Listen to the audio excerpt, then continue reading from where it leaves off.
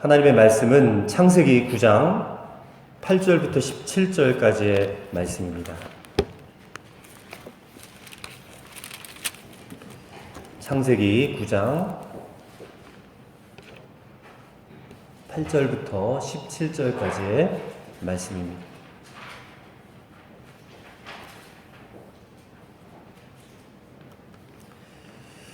우리 짧은 말씀이니까 다 한 목소리로 같이 읽어보도록 하겠습니다.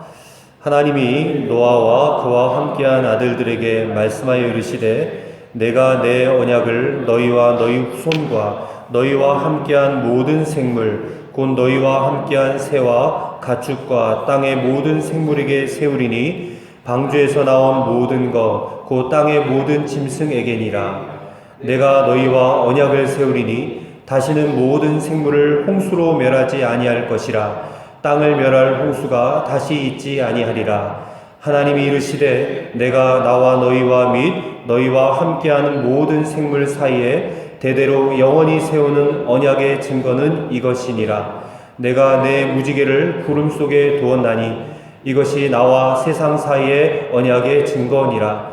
내가 구름으로 땅을 덮을 때에 무지개가 구름 속에 나타나면 내가 나와 너희와 및 육체를 가진 모든 생물 사이에 내 언약을 기억하리니 다시는 물이 모든 육체를 멸하는 홍수가 되지 아니할지라. 무지개가 구름 사이에 있으리니 내가 보고 나 하나님과 모든 육체를 가진 땅의 모든 생물 사이에 영원한 언약을 기억하리라. 하나님이 노아에게 또 이르시되 내가 나와 땅에 있는 모든 생물 사이에 세운 언약의 증거가 이것이라 하셨더라. 아멘. 오늘 함께 나눌 말씀의 제목은 언약을 확신하고 남의 허물을 덮는 사람입니다. 오늘 본문을 보시면 하나님께서 노아에게 두 가지의 복을 내려주셨습니다. 먼저는 그의 자손들이 번성하는 복을 주셨습니다.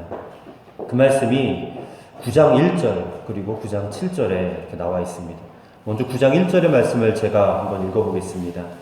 하나님이 노아와 그 아들들에게 복을 주시며 그들에게 이르시되 생육하고 번성하여 땅에 충만하라. 또 7절에는 이렇게 기록합니다. 너희는 생육하고 번성하며 땅에 가득하여 그 중에서 번성하라 하셨더라. 이 말씀은 이런 의미를 갖고 있습니다. 노아야, 너는 그저 평범하게 한평생 그냥 사는 정도가 아니라 너는 번성하는 사람이야. 너는 온 땅에 번성하는 복을 받은 그런 사람이야 라는 뜻입니다. 그리고 하나님이 노아에게 주신 또 한 가지의 약속이 있는데요. 그것이 뭐냐면 앞으로 사람들이 아무리 많은 죄를 짓는다 할지라도 다시는 홍수로 멸하지 않겠다. 심판하지 않겠다. 그 약속입니다. 11절 말씀이에요. 11절 말씀을 제가 또 읽겠습니다. 내가 너희와 언약을 세우리니 다시는 모든 생물을 홍수로 멸하지 아니할 것이라. 땅을 멸할 홍수가 다시 있지 아니하리라. 하나님께서 다시는 홍수 심판을 하지 않겠다. 이 말씀은 이제 앞으로 이 사람들이 여전히 죄를 지을 것인데 그 죄를 지어도 구원의 길을 열어주실 것이다 라는 그런 의미입니다. 그리고 이 약속의 말씀은 예수님께서 이 땅에 오심으로 이루어지게 된 것이죠. 하여튼 하나님께서는 노아에게 복을 주실 것과 또 은혜 베푸실 것에 대해서 약속을 주셨다라는 것입니다. 근데 하나님께서 왜 노아에게 지금 홍수가 나서 거의 1년여 동안 그냥 배 안에 갇혀 지냈었던 노아에게 왜 이런 축복과 왜 이런 은혜의 약속을 주시는가? 바로 노아에게 신앙의 위기가 찾아왔기 때문에 그렇습니다. 무려 1년이 넘는 시간을 방주 안에서 보냈단 말이에요. 그리고 나서 방주에 나왔을 때에 분명히 노아는 감격스러웠을 것입니다. 그리고 제사를 드렸어요. 근데 문제는 그 감격이 얼마 가지 못했다는 것입니다. 현실 문제에 부딪히자 이 노아가 금방 두려움에 사로잡혔어요. 염려가 들어왔습니다. 왜냐하면 홍수 전과 홍수 후는 세상이 완전히 달라졌기 때문에 그래요. 홍수 전까지는 사람들이 땅에서 나는 식물들, 곡식들, 나무 열매, 채소 이런 것까지도 얼마든지 먹고 살 수가 있었습니다. 성경을 보면 이 노아 홍수 이전에 사람들의 생활이 얼마나 좋았는지, 이 사람의 수명이 거의 900년, 1000년에 가까웠어요.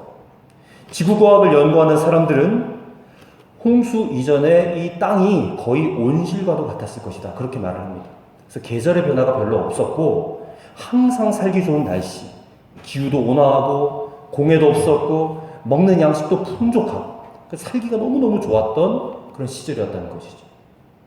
그러니까 사람들이 그렇게 수명이 길었던 것입니다. 근데 홍수가 난 다음에, 홍수 이후에는 이 자연환경이 급격하게 변해버렸습니다.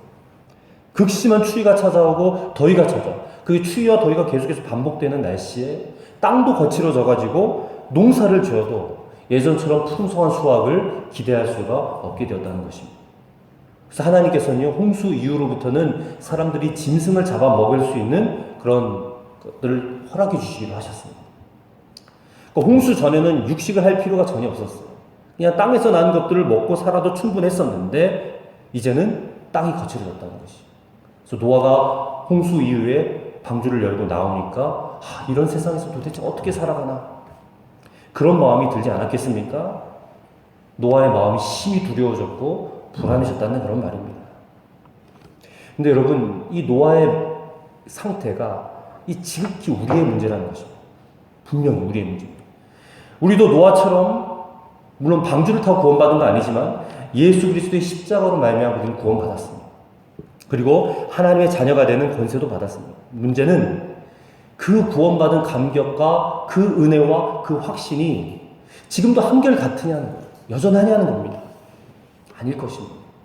구원받은 감격, 그 감동이 다 상실되어지고 때로는 여러 가지 주변 여건과 환경 때문에 너무나 쉽게 흔들리고 또 넘어지게 될 것이라는 겁니다. 우리는 오늘 우리 현실을 살아가면서 어려움에 부딪힐 때면 우리는 너무나 금방 쉽게 낙심하고 두려움에 빠지기도 합니다. 또 염려에 사로잡히기도 해요. 우리가 살아가는 이 세상은요, 우리가 아무리 교회를 다니고 예수님의 십자가로 구원받았다 할지라도 살기가 그렇게 녹록지 않습니다. 만만치가 않아요. 이 세상에는 여전히 죄악이 많아요. 악한 자들도 너무나 많습니다. 그러다 보니까 이 땅은 가시와 엉겅퀴가 많이 나는 땅이에요. 저와 여러분 예수 믿고 구원받았습니다. 교회에 와서 말씀을 들으면 하나님은 나를 사랑하셔, 하나님은 나를 인도해 주셔, 나를 책임져 주셔, 이런 말씀을 들어요.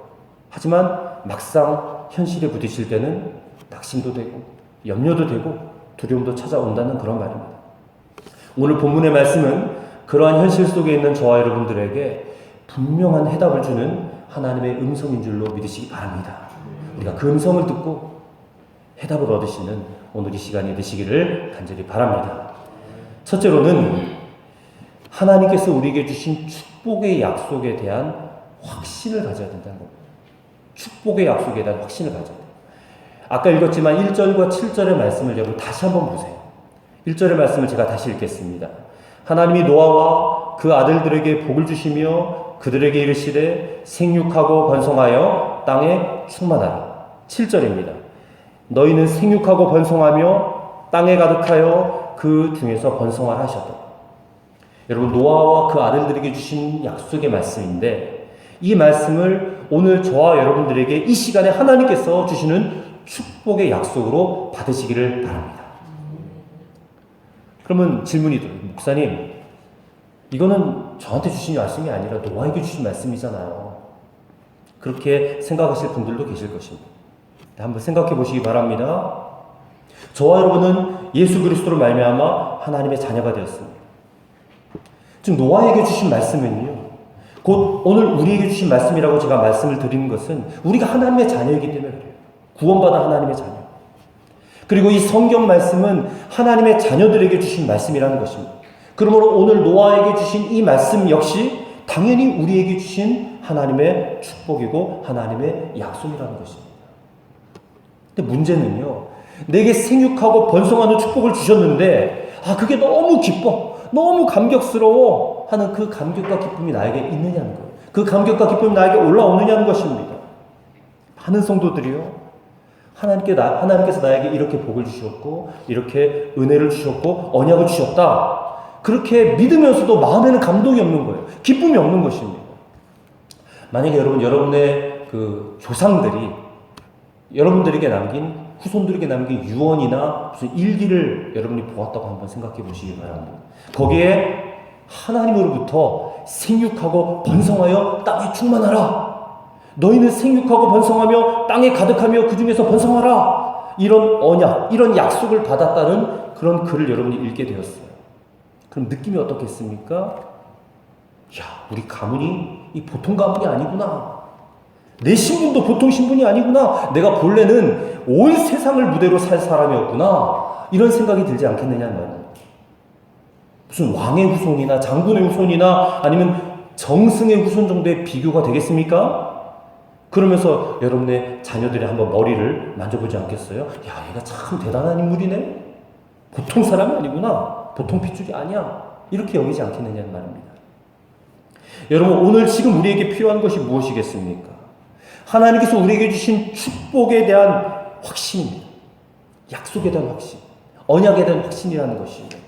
우리가 그 믿음, 그 확신을 분명히 갖지 못하면 우리가 이 세상을 살면서 하나님의 자녀답게 살 수가 없습니다. 하나님이 오늘날 역사하지 아니하시는 것이 아니라 우리 자신의 확신에 문제가 있다는 것을 여러분 우리가 깨달아야 될 줄로 믿습니다. 제가 언젠가 목회를 하면서 어렸을 때 중고등학교 시절에 같이 교회 다니던 친구한테서 전화가 왔었어요. 어떻게 살고 있니? 뭐하고 살아? 결혼했어?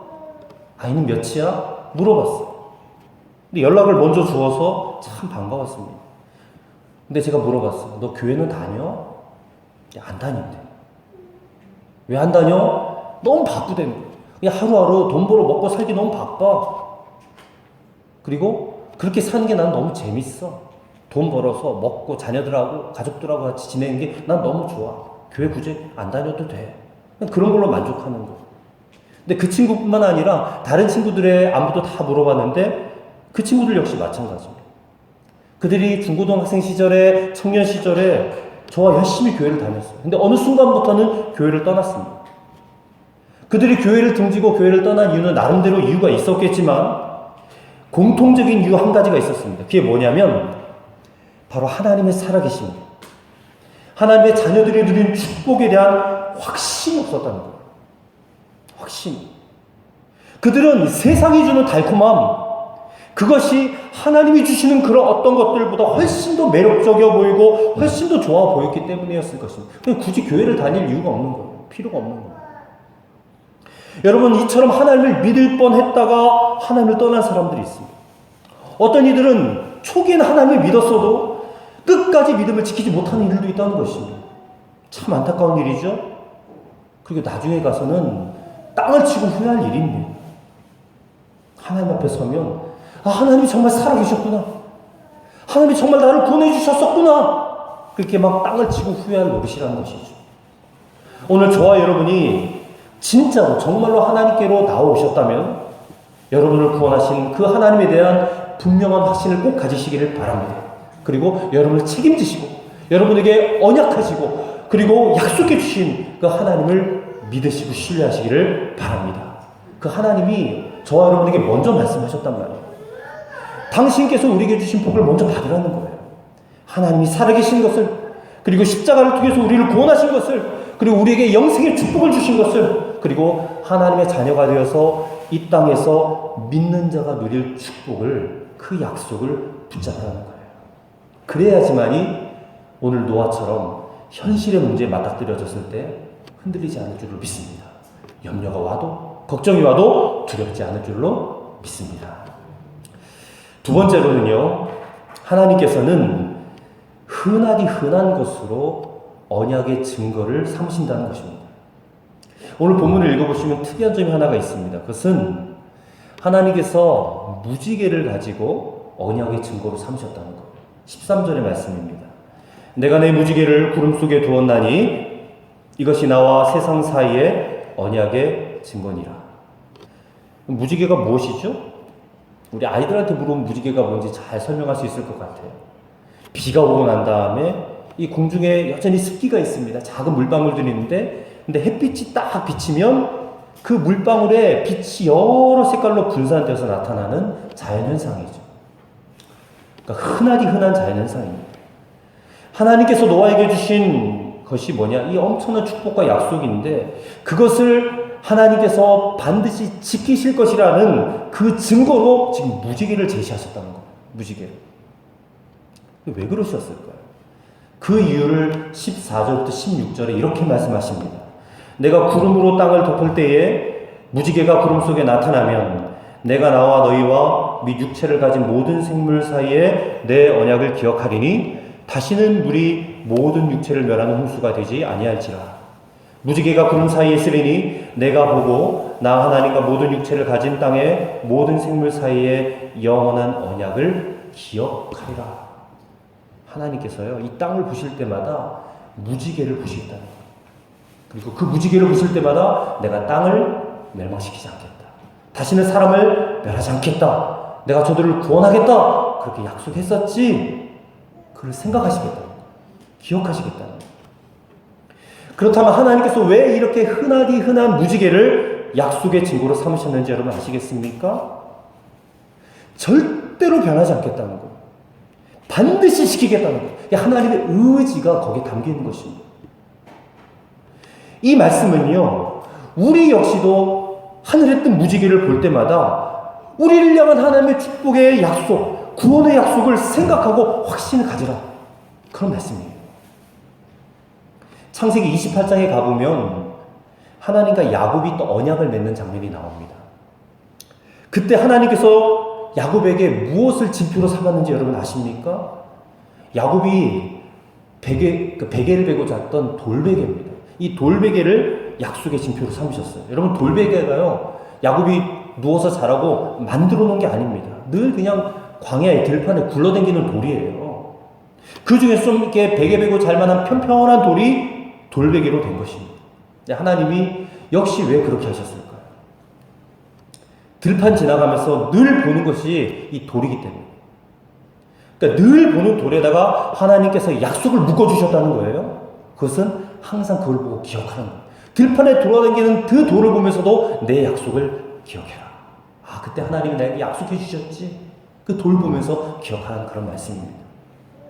신명기 28장은 크리스찬이 누구나 다 좋아하는 말씀. 신명기 28장이 축복에 대한 약속의 말씀이에요. 참으로 하나님께서 꿈같은 복을 약속하셨습니다. 신명기 28장 3절부터 6절까지 어떤 복이 있느냐면 들어보세요. 성읍에서도 복을 받고 들에서도 복을 받을 것이며 내 몸의 자녀와 내 토지의 소산과 내 짐승의 새끼와 소와 양의 새끼가 복을 받을 것이며 내 광주리와 떡반죽 그릇이 복을 받을 것이며 네가 들어와도 복을 받고 나가도 복을 받을 것이다. 황홀한 복이죠. 아, 이런 복을 받으면 정말 좋을 것 같아요. 그런데 그 축복의 약속에 대해서 하나님이 역시 무엇을 징표로 삼았는지 아십니까? 신명기 31장 28절에 나와요.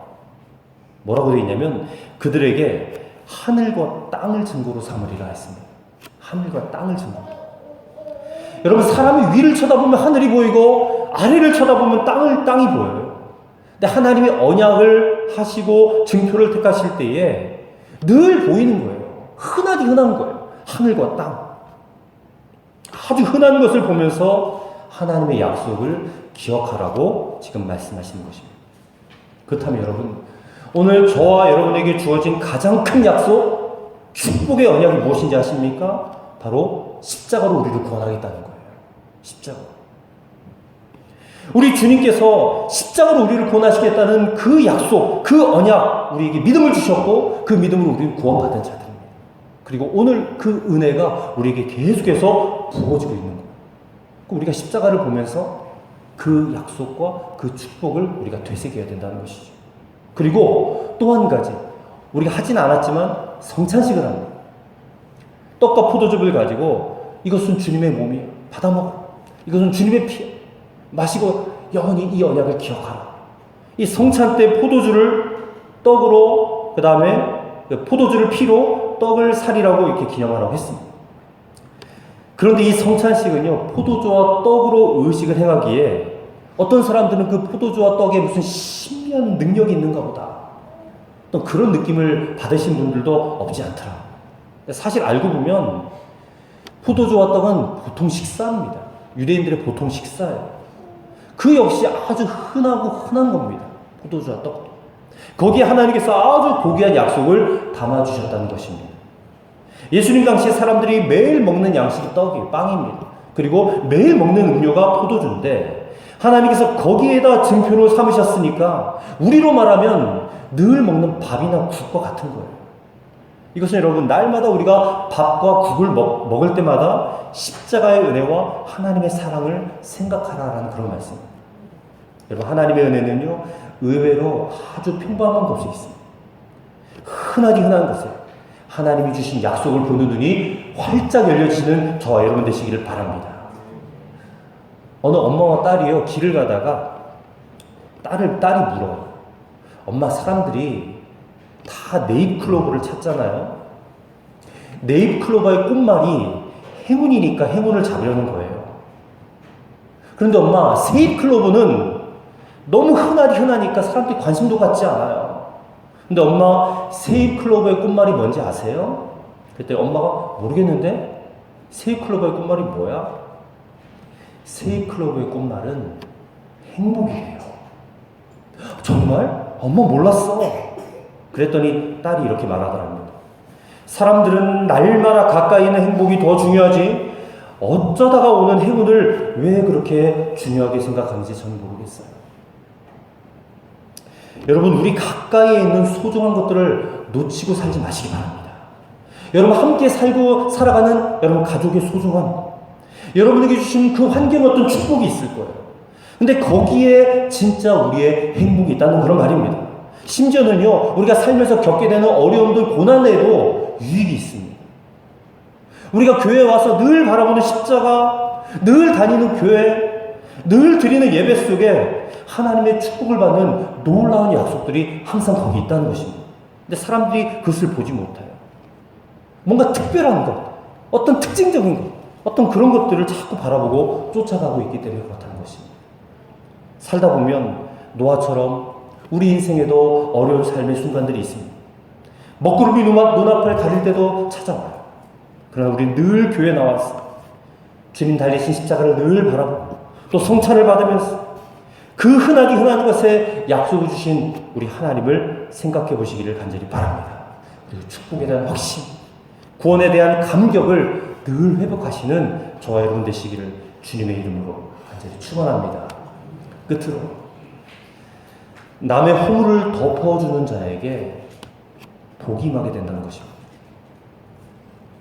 창세기 9장 후반부에 보면 그다지 은혜스럽지 않은 장면이 하나 등장합니다. 그럼 뭐냐면 노아가 이제 땅에서 포도 농사를 하게 되는데 그렇게 해서 거두어둔 포도로 포도주를 만듭니다. 그거를 마시고는 그냥 심히 취해요. 옷을 다 벗어 던져버리고 그냥 알몸으로 잠이 들어버린 거예요. 근데 그 모습을 제일 먼저 발견한 사람이 누구냐면 노아의 세 번째 아들인 가운데 두 번째 아들인 함입니다. 함. 이 함이 아버지가 벌거벗고 술 취해서 들어누워 자고 있다는 그 모습을 보고 아마도 밖에 나가서 사람들에게 소문을 내고 다닌 것 같아요. 근데 이 사실을 전해들은 셈과 야벳, 노아의 첫 번째 아들과 세 번째 아들인데 이 두 아들은 달랐습니다. 본문 읽지 않았지만 23절의 말씀을 한번 여러분 보시기 바랍니다. 23절입니다. 셈과 야벳이 옷을 가져다가 자기들의 어깨에 메고 뒷걸음질 쳐 들어가서 그들의 아버지의 하체를 덮었으며 그들의 얼굴을 돌이키고 그들의 아버지의 하체를 보지 아니하였더라. 나중에 술이 깬 이 노아가요, 이 사정을 다 듣고는 이 셈과 야벳은 축복을 하고 그리고 함은 저주한단 말이에요.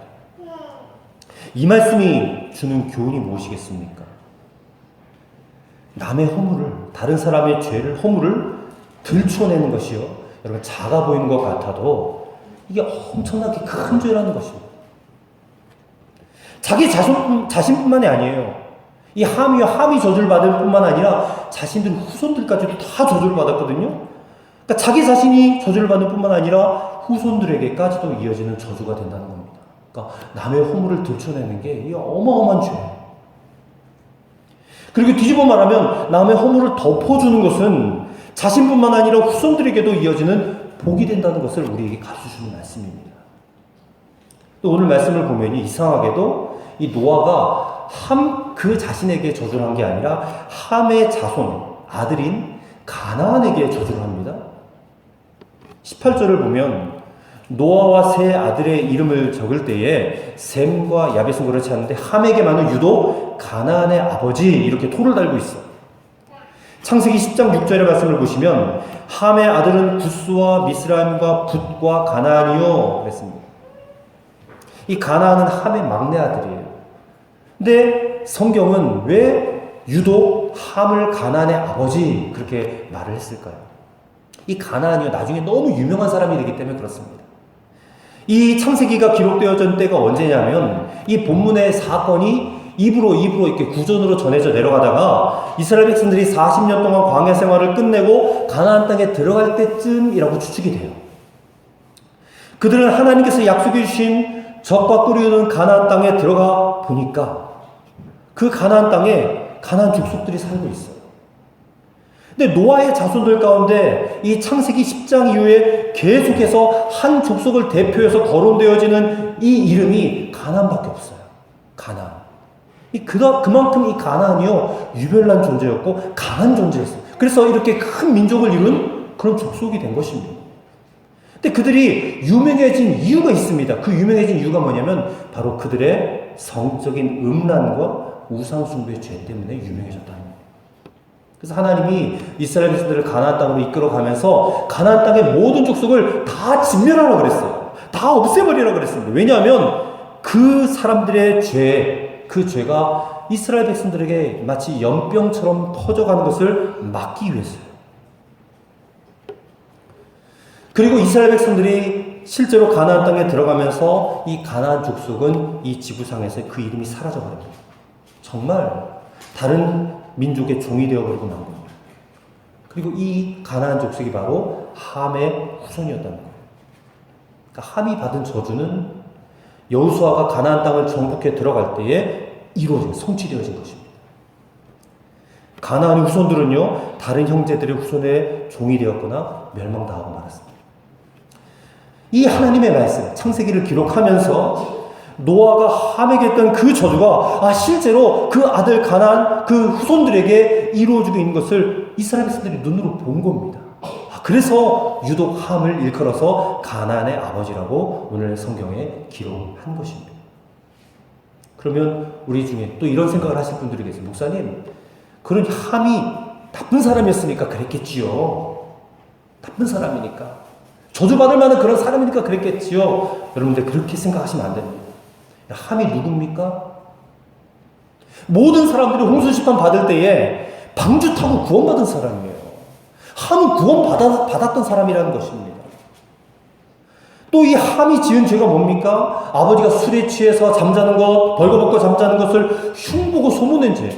어떻게 보면 그럴 수도 있지 그만한 죄 누구나 짓지 않겠어 이렇게 우리가 생각할 수 있다는 거예요.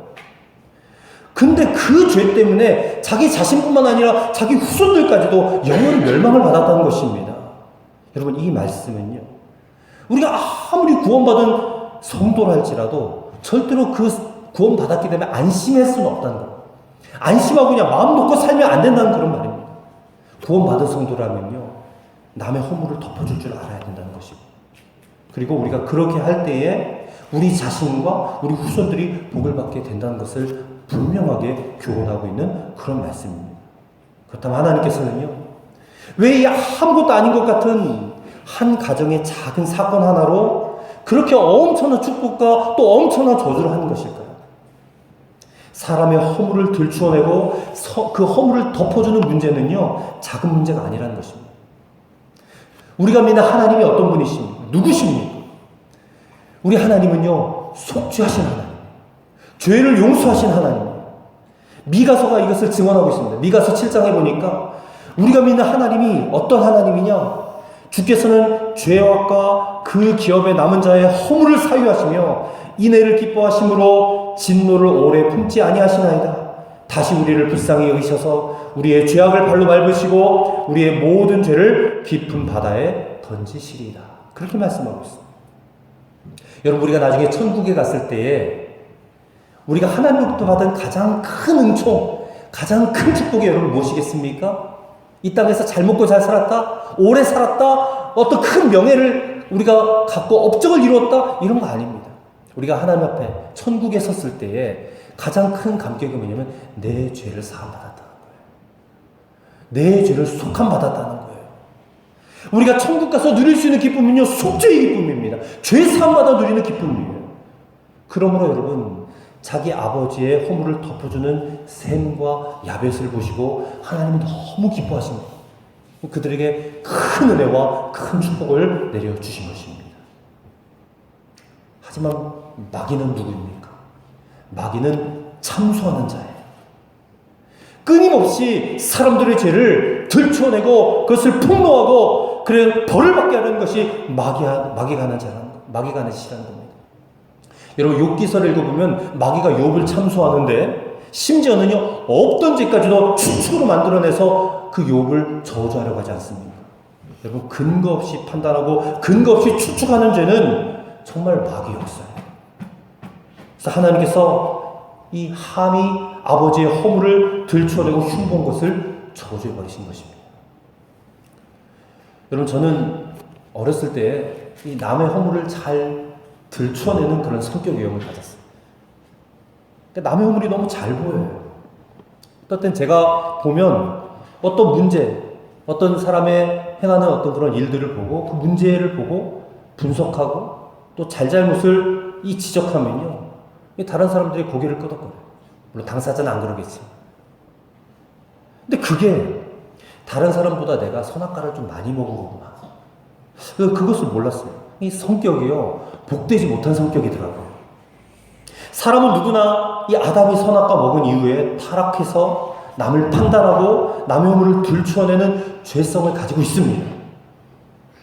근데 제가 하나님으로부터 받은 가장 큰 책망이 있었는데 그게 뭐냐면 다른 사람에 대한 험담하는 거예요.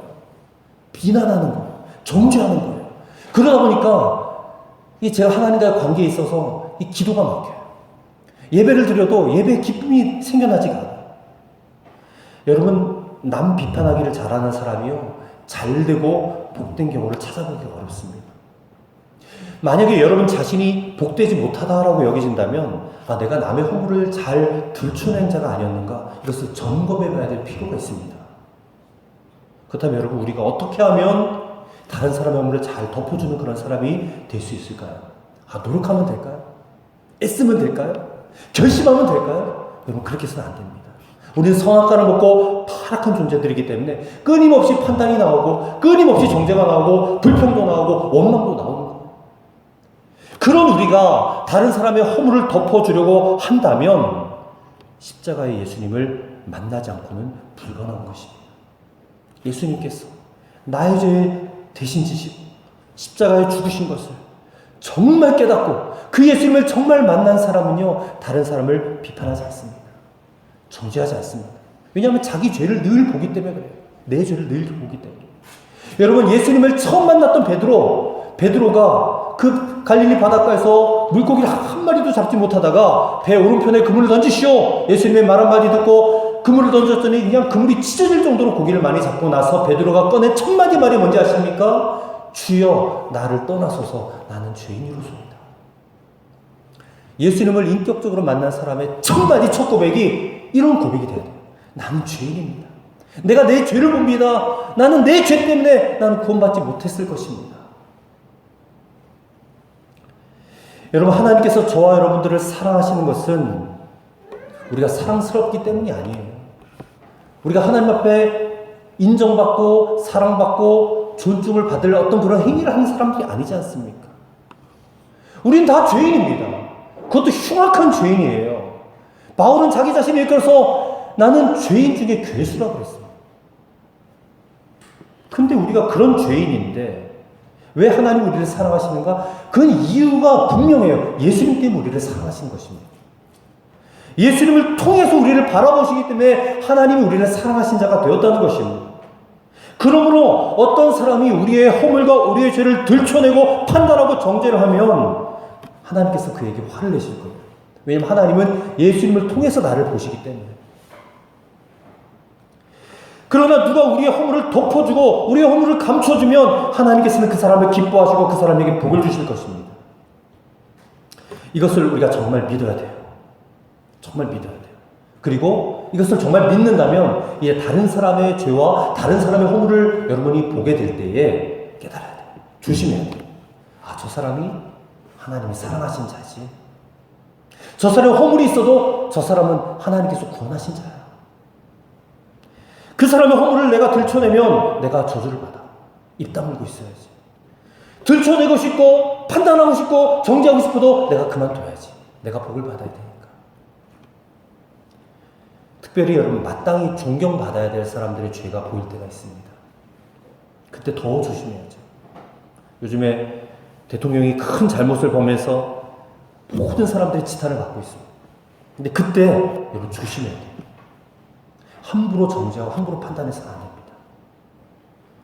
또 정치권의 정치인들이, 회사의 사장이, 건물주가, 집주인이, 또 교회 와서 장로님이, 권사님이, 집사님이 저지른 잘못이 눈에 보일 때도 조심해야 돼요. 그것은 죄를 판단하실 분은 하나님의 몫이에요. 그건 인간의 몫이 아니에요. 하나님이 판단하실 몫이에요. 우리는 저들의 잘못이 보일 때에 그것을 까발리고 들춰내기보다는 덮어줘야 돼요. 그게 성경적인 방법이에요. 이 죄를, 허물을 덮어주란 말은 죄를 용납해도 된다, 그런 말이 아닙니다, 여러분. 그를 위해 기도해 줘야 돼요. 그리고 할 수 있으면 권면해 줘야 돼요. 죄를 깨닫도록. 그리고 스스로가 죄를 깨닫고 스스로 회개할 수 있는 기회를 줘야 된다는 것입니다.